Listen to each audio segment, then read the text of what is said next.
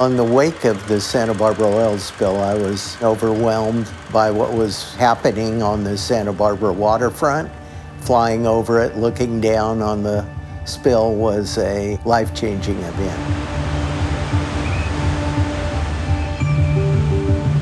And I was a teenager when the catastrophic oil spill started. Why in the hell are they drilling oil out here in the middle of our nice channel? I mean, it just doesn't make sense. What unfolded with these young people stepping forward to do something and form the CEC, they have informed my life from that point on. The idea behind the Community Environmental Council was born on a visit I made to an ecology center next to UC Berkeley. It was a center for activity environmental literature, and it appealed to me.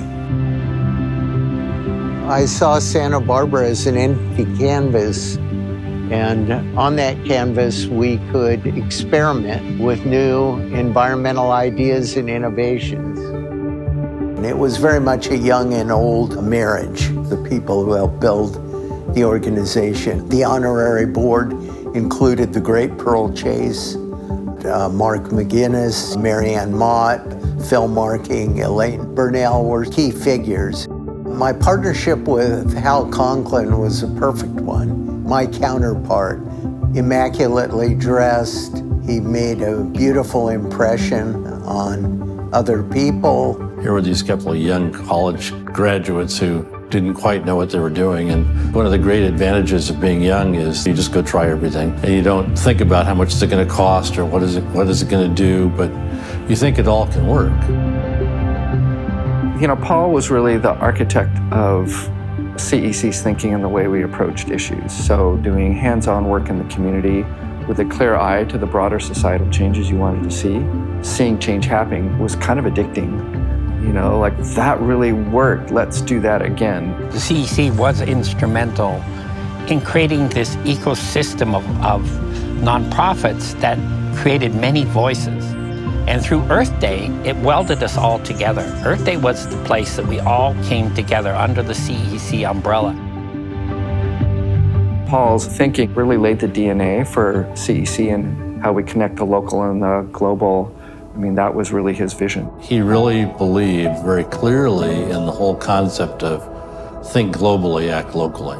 3 words that are sort of encompass him: activism, policy, action. And see that you can have the power to change things. This is the Santa Barbara we couldn't have imagined. When I met Paul Relis in 1970, we were both very young. None of us had heard of Earth Day or ecology or the environmental movement, let alone the CEC. And now they're everywhere around us, making our lives deeper and truer and healthier.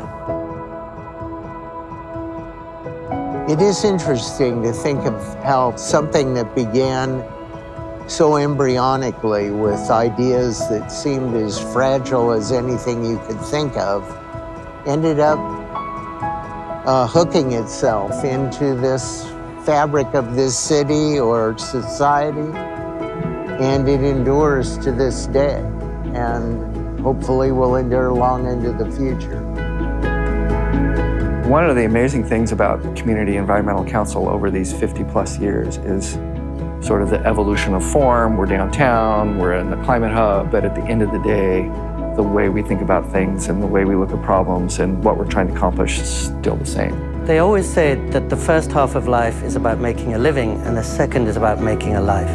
That we move from thinking about our resume to our legacy. And in that regard, I see Paul and Hal and the CEC as essentially creating the future that later generations can create an even better and happier and safer environment for us all.